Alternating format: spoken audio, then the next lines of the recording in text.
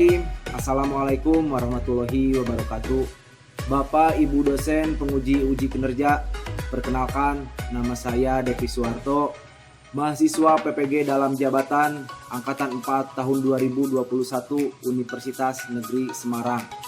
Asal instansi SMP Negeri 2 Singaparna, Kabupaten Tasikmalaya. Pada hari ini, Senin, tanggal 6 Desember 2021, pukul 8 waktu Indonesia Barat, saya akan melaksanakan kegiatan bimbingan kelompok dengan tema cerdas menggunakan handphone atau gawai dengan menggunakan teknik homeroom. Atas perhatiannya, saya ucapkan terima kasih. Wabillahi taufiq wal hidayah. Wassalamualaikum warahmatullahi wabarakatuh.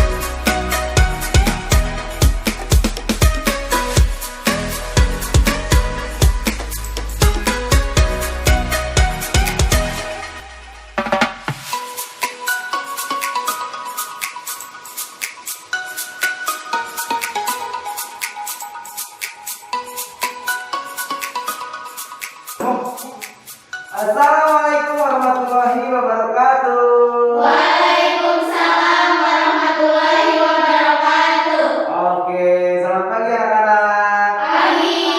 Gimana kabarnya? Alhamdulillah baik. Alhamdulillah baik ya semuanya ya. Pokoknya Bapak ucapkan terima kasih nih anak-anak Bapak udah kumpul di sini. Kita ada yang tahu nggak kita di sini mau ngapain? Cerita.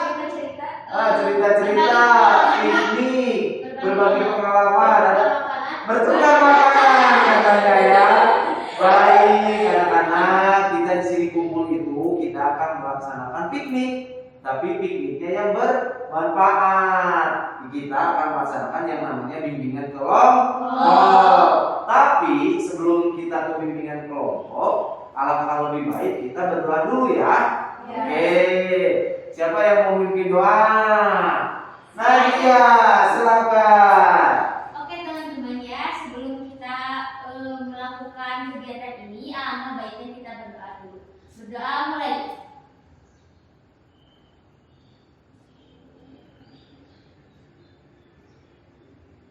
Berdoa selesai. Alhamdulillah. Gimana perasaannya setelah berdoa? Lega, tenang. Iya. Dan di sini kita akan melakukan yang namanya itu bimbingan kelompok. Ada yang tahu nggak apa itu bimbingan kelompok? Sharing-sharing. Bertukar pikiran. Mencari pemecahan masalah. Diskusi. Ada lagi nggak? Jadi gini bimbingan kelompok betul semuanya. Kita itu di sini akan sharing-sharing, akan diskusi. Yang paling utama itu kan kita akan memecahkan permasalahan ya. Ada yang tahu nggak coba tujuan dari bimbingan kelompok itu apa? Apa coba? Melatih kepercayaan diri. Melatih kepercayaan diri. Melatih keberanian diri. Nah, melatih keberanian diri juga. Ada lagi nggak? Kira-kira tujuan dari bimbingan kelompok ini apa coba? Mencari jalan keluar suatu masalah. Mencari jalan keluar suatu masalah, betul. Jadi semuanya di sini nggak ada yang salah ya. Kita itu tujuan bimbingan kelompok itu betul. Tadi katanya ada yang bilang melatih kepercayaan diri, ada yang memecahkan masalah bersama-sama. Karena nanti di sini itu kita ada yang namanya dinamika kelompok. Kita kumpul di sini itu bersama-sama untuk memecahkan masalah secara berkelompok ya atau bersama. Nah, di sini anak-anak ada nih yang disebut dengan asas-asas dalam bimbingan kelompok. Yang pertama itu adalah asas kerahasiaan. Coba ada yang tahu nggak asas kerahasiaan itu apa? Apa Pia? Asas kerahasiaan adalah hanya anggota kelompok yang tahu dan Tuhan, sedangkan orang lain tidak perlu tahu dan tidak perlu diberitahu. Nah, itu betul banget. Katanya asas kerahasiaan itu adalah cuman kelompok kita aja yang tahu ya Pia. Jadi jangan sampai ada orang lain yang tahu apa yang dibicarakan di kelompok kita saat ini. Yang kedua, ada yang namanya asas keterbukaan. Ada yang tahu nggak asas keterbukaan apa? Apa coba? Asas keterbukaan itu kita nggak boleh malu-malu, nggak perlu malu-malu, ungkapin aja yang mau kita ungkapin. Nah, jadi semuanya pokoknya jangan malu-malu aja ya, jangan mengganjal apa yang mau diungkapin, pokoknya ungkapin aja di sini, oke? Iya, Ada lagi yang ketiga itu adalah asas kenormatifan. Jadi asas kenormatifan itu kalau misalkan kalian belum tahu atau belum pernah mendengar, asas kenormatifan itu adalah ada norma-norma ya dalam bimbingan kelompok. Contohnya itu misalkan ada yang ngomong kita jangan potong, terus nada bicara kita juga yang lemah lembut ya. Terus kita hargai nanti siapa yang ngomong, kita hargai yang ngomong, oke? Nah, ada lagi yang terakhir itu asas kesukarelaan. Ada yang tahu nggak? Coba asas kesukarelaan itu apa? Nah, silakan. Kita datang ke sini tanpa ada paksaan, terus juga atas kehendak kita sendiri. Nah, ada yang merasa terpaksa nggak? Iya ya, semuanya itu kita itu ada yang namanya asas kesukarelaan, semuanya itu atas kehendak kita sendiri. Nah, setelah itu nanti pada saat bimbingan kelompok kita mau berapa menit coba anak-anak? 30 menit cukup. Nanti kita akan melaksanakan bimbingan kelompok itu 30 menit. Nah, tapi sebelum kita ke bimbingan kelompok yang benar-benar melakukan bimbingan kelompok, ini udah pada kenal sih belum? Belum pada kenal? Ini satu angkatan ya, tapi memang beda-beda kelas ya. Nah, sekarang gini, setiap anggota jadi di sini gini, Bapak ini di sini sebagai pemimpin kelompok, kalian sebagai anggota kelompok. Jadi anggota kelompok antara yang satu dengan satu, yang satunya lagi kan harus kenal ya. Nanti kalian di sini itu harus memperkenalkan diri dengan menyebutkan hobi. Tapi hobi kalian itu harus diperagakan. Contohnya, hai teman-teman, nama saya Devi. Saya hobinya tidur. Seperti itu ya. Oke? Siap? Dari mana dulu coba ini? Mau dari sini aja dulu. Halo teman-teman, nama saya Lika, hobi saya main game. Main game katanya. Ya, benar. Selanjutnya. Halo teman-teman, nama saya Dia, hobi saya tidur. Oh, tidur ya. Oke, selanjutnya. Halo teman-teman, nama saya Ratu Instansi, hobi saya main game. Oke, main game. Nanti suka main apa? Free Fire. Free Fire ya, yang lagi musim juga ya. Oke, selanjutnya. Halo teman-teman, nama saya Tia Ulia, hobi saya membaca. Oh, membaca Pia ya. Dia lagi suka membaca apa Pi sekarang Pi? Cerita online. Cerita online ya. Selanjutnya. Halo teman-teman, nama saya Risma Kapia, hobi saya main bola. Wih, main bola. Risma, pokoknya Bapak doain sih jadi pemain timnas ya. Risma ya. Selanjutnya. Halo teman-teman, nama saya Pilar dari Putri, hobi saya mendengarkan musik. Oke. Adila seringnya dengerin musik ya Dila ya. Dila suka musik dalam negeri atau luar negeri Dila? Dalam negeri. Pokoknya yang dalam negeri ya. Oke. Selanjutnya. Halo teman-teman, nama saya Ria Natasha, hobi saya main bola. Wih, main bola. Pokoknya yang kedua kalinya kita doain mudah-mudahan jadi pemain timnas juga ya. Amin. Yang terakhir. Halo teman-teman, nama saya Risma Ramadhani dan hobi saya membaca. Hobinya membaca, tepuk tangan lagi. Nah, di sini sebelum kita nanti melakukan bimbingan kelompok, biar kita nggak tegang, Bapak ada ini yang namanya ice breaking. Kalian siap? Siap. Nih, lihatin coba perhatikan ke sini. Coba perhatikan ke sini. Ini ada gambar ya. Coba bacain dia apa ini? Bagaimana cara memasukkan seekor jerapah ke dalam kulkas? Bagaimana memasukkan seekor jerapah ke dalam kulkas? Nah, coba apa ini? Potong-potong jerapahnya masukin ke kulkas. Potong-potong jerapahnya masukin ke dalam kulkas. Oke, kita tampung selanjutnya. Masukin anak jerapah kan ukurannya lebih kecil. Masukinnya anak jerapah katanya. Apa coba Nadia? Leher sama kakinya dipotong-potong dulu terus badannya dimasukin ke kulkas. Kata Nadia, lehernya dipotong dulu. Karena terlalu panjang kan? Tangan terlalu panjang sama kakinya ya. Iya, Pak. Nanti badannya masukin ke kulkas. Oke, kita tampung lagi. Ada lagi nggak? Coba apa Lita? Jerapahnya diikat-ikat dulu terus baru dimasukin. Jadi jawabannya diikat-ikat dulu, badannya nanti baru dimasukin. Ayo Pia, tadi apa Pia? Perbesarin kulkasnya dan masukin jerapah. Jadi kulkasnya yang dibesarin ya. Tadi Risma apa mau jawab apa? Jerapahnya aja masukin ininya potong-potong. Oh, potong-potong. Malah kayak kurban ya. Oke, Bapak akan bilang benar atau salah karena jawabannya ada yang benar di sini. Kita lihat apa coba. Klik.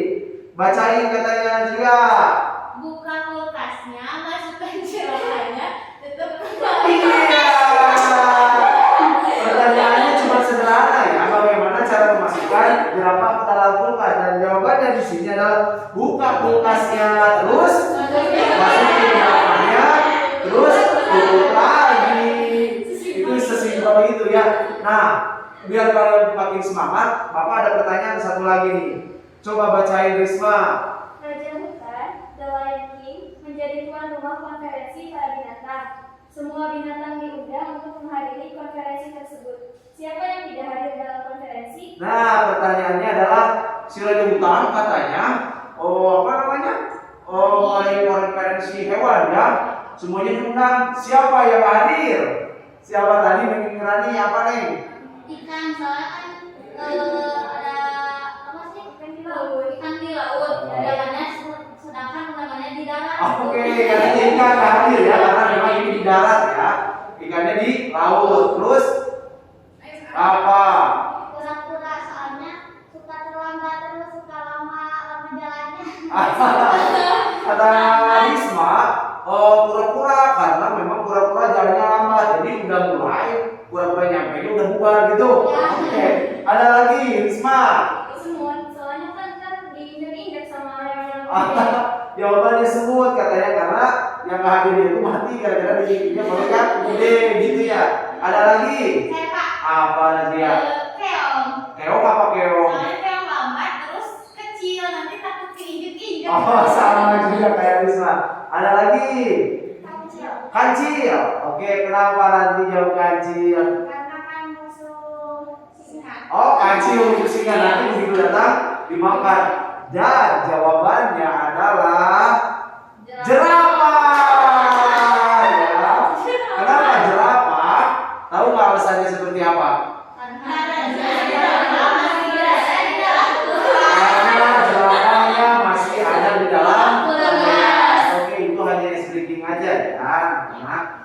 Nah, sekarang ini kita kan udah melakukan bimbingan kelompoknya itu yang kedua kali ya. Kalau yang pertama itu tentang apa? Tentang manajemen waktu ya. Yang masalah apa? Aku tidak bisa mengatur. Aku tidak bisa mengatur waktu belajar. Nah, sekarang itu kan topik bebas ya. Topik bebas kita tentuin ya. Kita tentuinnya topiknya topik tugas. Gak apa-apa, Bapak yang nentuin topik tugas.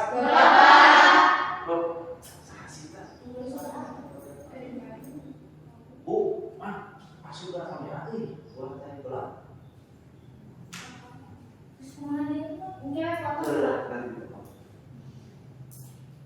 Semangat lagi.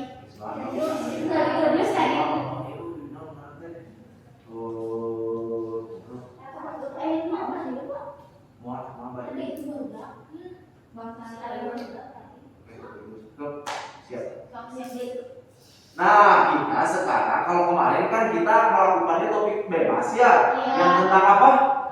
Aku tidak bisa mengatur waktu Kalau aku tidak bisa mengatur waktu belajar, tentang konsep manajemen waktu. Sekarang tugasnya itu Bapak yang tentuin, nggak apa-apa. Nah, ini masalah tentang topik tugas. Bapak akan memberikan clue-nya itu adalah topik tugasnya itu tentang gawai. Ada yang pernah dengar nggak kata gawai? Nggak ada yang pernah dengar gawai. Oke, Bapak kasih clue dulu ya. Gawai itu biasanya sering dibawa oleh kalian. Tas, pulpen, jam tangan. Oke, kalau kalian bingung, Bapak kasih clue yang kedua. Selain dibawa kemana-mana, saya selalu dipencet-pencet. Apa? Apa? Handphone. Oke, biar tambah semangat ya, nanti Bapak akan memberikan namanya itu tepuk jempol. Berarti perhatikan ke Bapak semuanya ya. Kalau Bapak nyebut tepuk jempol, prok prok prok jempol, prok prok prok jempol, prok prok prok, bagus. Nanti coba tepuk jempol. Tunggu buat kalian. Jadi anak-anak, kita sekarang akan membicarakan tentang masalah gawai atau handphone. Kalian semuanya punya handphone di sini? Punya, bagus ya. Apalagi kan canggih-canggih ya. Punya kalian juga, mungkin punya Bapak juga kalah. Nah, selain untuk alat komunikasi, handphone itu buat kalian buat apa lagi sih? Coba ada yang bisa mengungkapkan pendapatnya nggak di sini? Coba apa Pia? Kalau bagi saya sendiri sih, handphone selain untuk komunikasi juga buat hiburan, media hiburan. Jadi hobi saya kan membaca. Jadi di HP pun ada salah satu aplikasi yang menyediakan cerita online. Jadi sebelum untuk mengisi waktu luang, jadi saya gunakan untuk membaca cerita di HP. Dan kalau udah itu pun saya membaca jika tidak ada PR, orang tua tidak nyuruh dan waktu luang saya banyak, ya saya gunain buat bercerita online di HP. Oke, katanya kata Pia selain alat komunikasi itu, Pia itu sering makainya buat ini ya, buat baca-baca novel online juga ya. Pokoknya selain untuk belajar juga buat membaca novel online. Itu menurut Pia. Ada lagi nggak selain alat komunikasi? Coba Risma mengungkapkan. Bagi saya selain untuk komunikasi adalah untuk mencari informasi atau wawasan-wawasan baru, bisa searching kayak gitu. Apalagi kan kita sekarang pakai kurikulum 2013, jadi kita itu dituntut untuk lebih aktif. Nah, jadi kita juga bisa nambah-nambah pengetahuan, wawasan di handphone dengan searching misalnya. Tapi kebanyakan sebagian besar saya itu pakai HP buat dengerin musik, Pak. Oh, dengerin musik ya. Katanya buat dengerin musik. Kalau enak tuh kalau misalkan mau tidur juga ya dengerin musik Risma. Ya kon. Dia nyambung sama tadi hobi Dila ya, jadi ya katanya sudah dengerin musik. Ada lagi nggak selain alat komunikasi buat apa lagi? Coba Risma. Selain untuk berkomunikasi, saya juga punya teman dekat, Kak. Punya teman dekat katanya. Terus Untuk mengingatkan sholat, mengingatkan makan, gitu, jadi berbagi cerita gitu, Pak. oke, jadi kalau Risma itu buat dengan teman-teman dekat ya, pokoknya ngikutin sholat juga, oke? Oke, nggak apa-apa. Ada lagi nggak selain alat komunikasi yang buat apa lagi? Yang lainnya coba. Ada yang mengungkapkan pendapatnya nggak?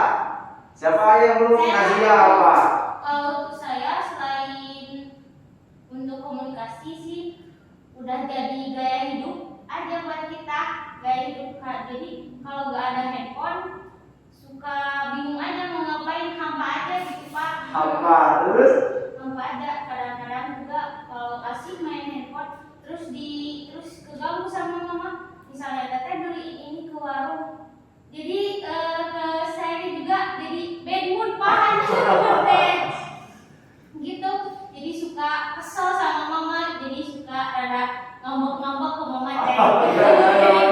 Iya. Oke, itu ya menurut Nazia. Pokoknya HP itu lagi enak-enaknya, malah disuruh katanya.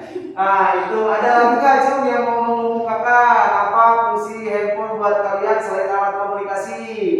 Apa Lita? Hiburan, Pak. untuk hiburan kayak gimana tak coba tak? Ya nonton drakor, nonton YouTube, baca-baca novel itu Pak. Oke, jadi kau sering nonton drakor juga ya. Oke. Ada lagi siapa? Tadi Neng Risma, yang tadi ini ya. Coba bukakan nih buat yang lain ya. Jadi ini Mas, saya itu banyak notif-notif grup, misalnya grup ngaji, Iya. grup sekolah, dan grup sekolah pun banyak, grup pelajaran, dan grup lainnya itu grup keluarga gitu. Jadi kerannya juga risih, jadi puyeng gitu. Yang terlalu banyak grup juga ya, jadi handphonenya bunyi-bunyi terus ya Neng ya. Iya Pak. Ada lagi nggak? Nah, Dila atau Rati ada? Menurut saya nih Pak, apa itu bukan untuk sering-sering. Kalau nanti itu suka main game, sama teman seru. Apalagi kalau misalnya disuruh sama mama, suka ngambek, nggak mau gitu Pak. Oke. Jadi sering main game ya. Apa tadi dia? Buat Dila dia.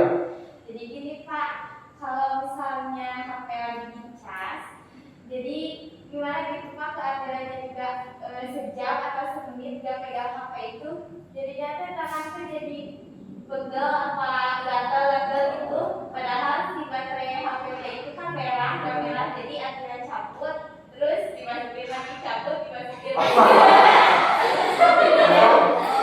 Jadinya tuh akhirnya gak buat gitu. Hampa ya, pokoknya dicas dulu juga tadi katanya udah dicabut, banyak pengen main HP terus ya. Oke, terima kasih anak-anak yang udah mengemukakan pendapatnya. Nah, Bapak ini ada satu gambar. Ya, coba menurut kalian ini apa, gambar apa nih? Lihat ya semuanya ya. Pokoknya kalian berikan komentar buat gambar ini. Menurut kalian ini gambarnya ngapain atau apa coba? Coba tebak. Siapa yang memberikan pendapatnya? Apa menurut Risma? Menurut saya, dia itu saking keasikan dari kecanduannya main handphone, ngelakuin apapun juga sambil main handphone. Ya, salah satunya pas makan main HP. Pas makan juga main HP, kalau udah kecanduan. Itu menurut Risma ya. Ada lagi nggak yang mau berpendapat? Saya Pak. Oke. Kalau menurut saya, kalau makan sambil lihat HP itu jadi ke saya juga jadi gak kerasa nikmat makannya gitu, jadi gak fokus. Kan kalau makan suka menikmati makanannya enak gitu. Jadi kalau itu mah makan main HP jadi gak menikmati, suka kadang-kadang cuma gimana kalau kesel tersedap jadi harus minum kan. Benar. Apalagi kalau minumnya belum ke bawah. Udah kesel minumnya katanya ketinggalan di dapur ya, jadi belum makin kesel ya. Nah, ini jawaban dari siapa? Haji yang katanya ya kalau misalkan mau makan aja, fokus katanya gitu biar makannya lebih nikmat. Coba ada lagi nggak? Apa yang mau berpendapat siapa? Kalau lihat gambar ini menurut kalian apa nggak komentarnya? Nah, Lita apa tak? Terlalu fokus main handphone Pak. Gimana? Jadi makannya juga berantakan gitu. Berantakan makannya juga ya. Ada lagi kah selain berantakan kira-kira tak? Atau berantakannya gimana? Tak berantakannya? Ya kan terlalu fokus ke handphone, jadi tuh nggak keperhatiin gitu nyuapnya, jadi kadang-kadang nggak nyampein. Jadi saking fokusnya atau saking nggak fokusnya pengen nyuapnya juga salah, bisa hidung kata saya. Ada lagi nggak? Nggak ada. Bapak punya gambar yang kedua, perhatikan semuanya ya di sini ya. Coba ini gambar apa nih anak-anak? Ini apa coba? Siapa yang mau komentar? Acungkan tangan. Coba Pia apa? Itu sebenarnya mau main HP atau makan sih sebenarnya, soalnya kan di sana udah terlalu fokus sama diri sendiri, orang lain nggak dipeduliin, dan itu pun kalau misalkan ada istilah yang mendekatkan yang jauh dan menjauhkan yang dekat. Jadi kita itu terlalu fokus menghubungi orang lain yang jauh, sedangkan orang yang di dekat kita nggak kita peduliin, dan itu pun keharmonisannya pun kurang tercipta, bahkan bisa jadi renggang. Jadi Jadi padahal dekat-dekatan ya, persahabatan jauh itu menurut Pia. Ada yang sependapat atau ada yang mau ngasih pendapat nggak? Coba. Nah, Risma apa mah? Mereka itu nggak sesuai perencanaan. Mungkin mereka kesana itu mau silaturahmi, mau kumpul-kumpul, mau reunian. Tapi pas sudah nyampe di tempat, mereka malah sibuk sendiri dengan gadgetnya. Jadi nggak sesuai perencanaan. Jadi nggak sesuai dengan perencanaan. Padahal udah jauh-jauh ya, ngikutin waktu juga ya, Maya. Tapi ketika udah di lokasi, malah kayak gini. Apa tadi yang mau disampaikan Najia? Kalau menurut saya sih Pak, di mereka itu udah punya keegoisan sih masing-masing, egois aja gitu, acuh ke lingkungan sekitar. Yang mereka tadi kata Risma perencanaannya mau ngobrol di sesuatu, malah fokus sama handphone. Jadi kalau udah fokus sama handphone, udah selesai acaranya, bubar, jadi gak dapat hasil apa-apa. Nggak bisa dapat hasil apa-apa ya. Ada lagi nggak kalau lihat dari gambar ini yang mau menyampaikan pendapatnya? Nggak ada. Biar semangat kita tepuk jempol dulu, oke? Tepuk jempol. Jempol, bagus. Perhatikan ada gambar yang ketiga. Nih anak-anak coba lihat. Nah, apa ini? Siapa yang mau menyampaikan pendapatnya? Oke, Risma. Itu melanggar hukum Pak. Jadi itu nggak boleh main HP di jalan, itu merusak hukum. Oh, jadi menurut Risma udah jelas. Ini melanggar hukum katanya ya, karena udah jelas tata tertibnya di lalu lintas juga ya, Pak ya. Itu menurut Risma. Siapa lagi yang mau berpendapat? Najia lagi apa? Kalau itu sih Pak udah fatal karena udah bisa merugikan diri kita sama diri orang lain. Gimana kalau kecelakaan kagak memuluskan, jadi bisa merebut nyawa kita juga. Bahaya banget itu Pak. Bahaya banget ya. Iya. Memang mending kalau sendiri ya. Ini merugikan orang lain juga ya. Itu pendapat dari Najia. Coba Pia apa? Kalau saya sih setuju sama Rizkia. Jadi bukan hanya melanggar hukum saja, atau bahkan itu bisa jadi rawan kecelakaan, rawan pembegalan. Sekarang kan lagi musim tuh. Betul. Apalagi kalau misalkan kita lagi ngejar, kalau misalkan tabrakan gimana? Betul. Terus pemandangan di sekitar pun kita nggak terlalu peduli dan terlalu fokus ke HP. Jadi pemandangan sekitar nggak dilihat. Padahal pemandangan sekitar lebih indah daripada HP. Iya, jadi kalau misalkan pemandangan sekitar tuh kanan kiri misalkan ada sawah atau hutan, itu lebih menyejukkan ya. Iya. Nah, sekarang Bapak kalau lihat dari jawaban kalian dan pendapat kalian udah mulai berpikir terbuka dan juga luas ya, lebih luas ya. Nah, jadi gini pokoknya itu yang baik yang harus diikuti ya. Nah, sekarang Bapak akan membagi kelompok, oke? Oke, udah gini aja kelompoknya. Kalian berkumpul aja dulu dengan teman-temannya. Coba ini juga berkumpul dua kelompok. Nah, di sini Bapak akan bagikan satu lembar kertas warna. Kalian harus kelompok ini tugasnya di KPD-nya itu adalah kalian wajib menuliskan menurut pendapat kalian ya. Menurut pendapat kalian kalau kelompok ini dampak dari penggunaan HP ya. Kalau yang ini cara menggunakan HP yang baik dan benar atau cara menggunakan HP dengan bijak. Nanti semuanya? Ini coba dibagiin dulu ininya. Nah, dibagiin. Ini aja spidolnya. Silakan pendapat kalian curahkan di sana. Nah, boleh sambil diskusi ya.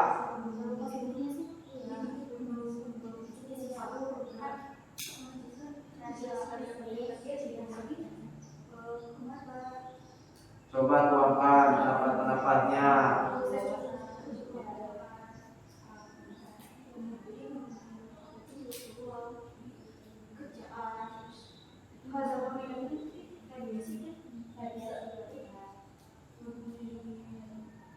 Sudah. Oke, kembali lagi ke tempat duduk yang semua.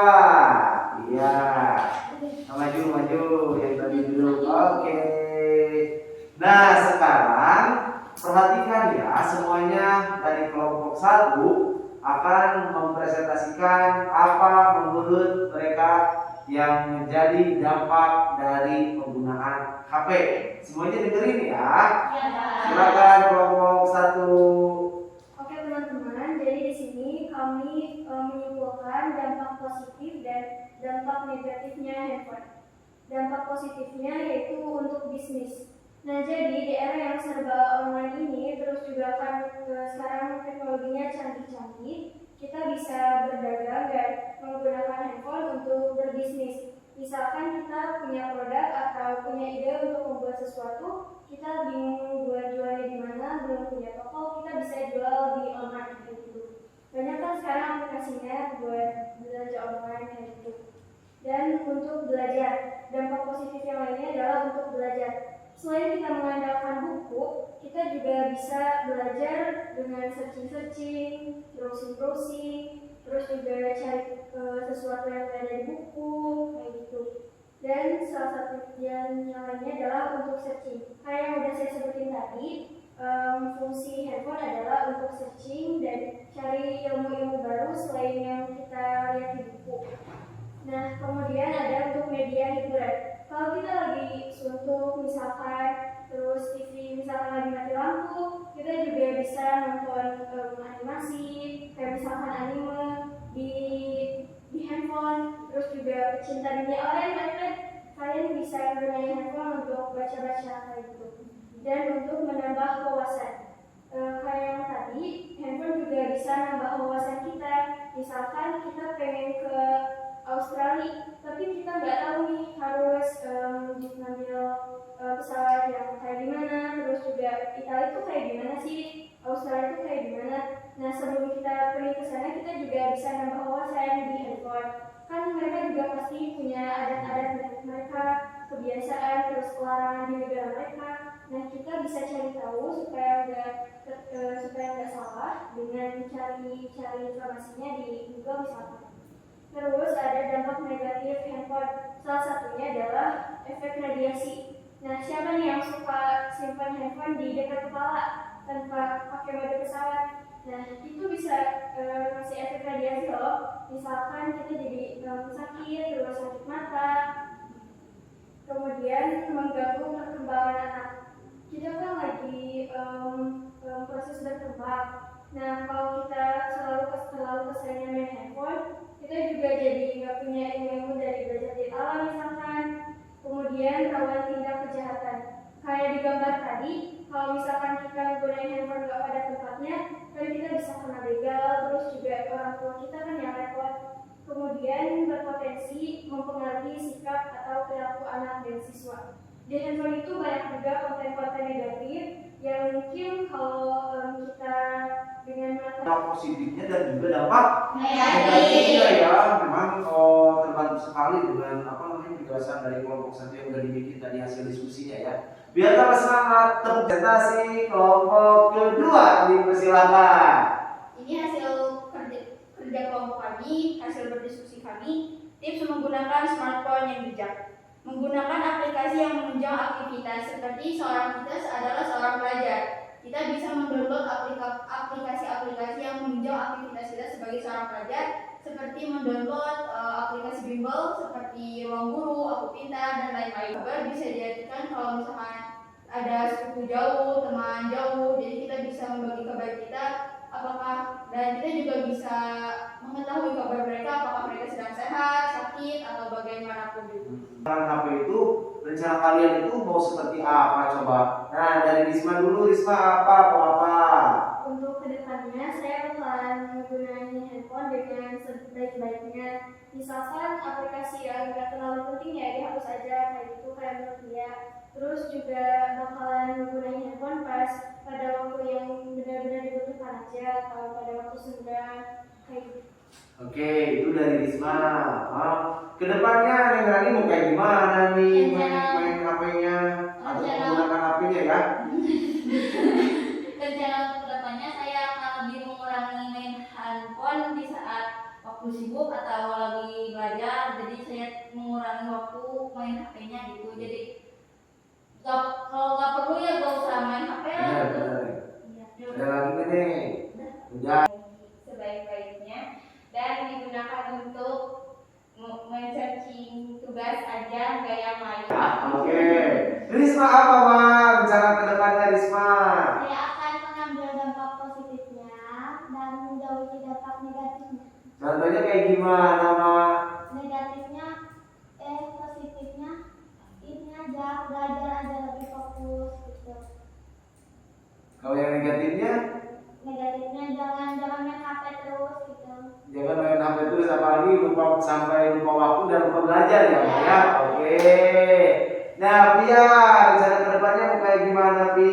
Untuk kedepannya saya akan mencoba untuk tidak terlalu bergantung kepada HP, kemudian menggunakan Nah, nanti mau kayak gimana ke depannya, Ti? Untuk kedepannya, kami mau mencoba untuk tidak sering main HP dan main game dan akan terus belajar. Akan terus belajar, jadi main gamenya mau dikurangin ya nanti ya, biar fokus juga belajar dan waktu belajar juga lebih lama ya, Ti, ya. Oke, searching tentang masalah belajar ya, apalagi di sana kan banyak ya situs-situs yang menunjang belajar ke kita. Kalau kita misalkan lagi malas ke perpus, malas baca, kan ada juga kan di YouTube yang menerangkan tentang materi-materi belajar kalian ya. Pokoknya kalian harus pandai-pandai dalam menggunakan HP, harus cerdas menggunakan HP dan juga harus bijak dalam menggunakan HP. Gimana perasaan kalian sekarang? Jadi lebih tahu, jadi lebih lega ya. Pokoknya semangat buat kalian untuk berubah mulai hari ini ya. Pokoknya di era digital kata Risma tadi, kita kan gak lepas dari HP, selalu dibawa, tapi dampak negatif dan positifnya udah tahu fungsinya seperti apa ya. Karena waktu juga udah mau hampir selesai, nanti kita akan melakukan lagi tindakan atau kegiatan selanjutnya ya kalau nanti dibutuhkan ya. Oke, gitu aja. Ada yang mau disampaikan lagi? Tidak ada, sudah cukup. Gitu aja ya. Terima kasih buat anak-anak semuanya. Sebelum kita tutup, marilah kita tutup kegiatan bimbingan kelompok ini dengan berdoa. Oke? Nah, siapa yang mau memimpin? Silakan. Ya teman-teman, sebelum kita menutup kegiatan ini, alangkah baiknya kita berdoa terlebih dahulu. Berdoa mulai.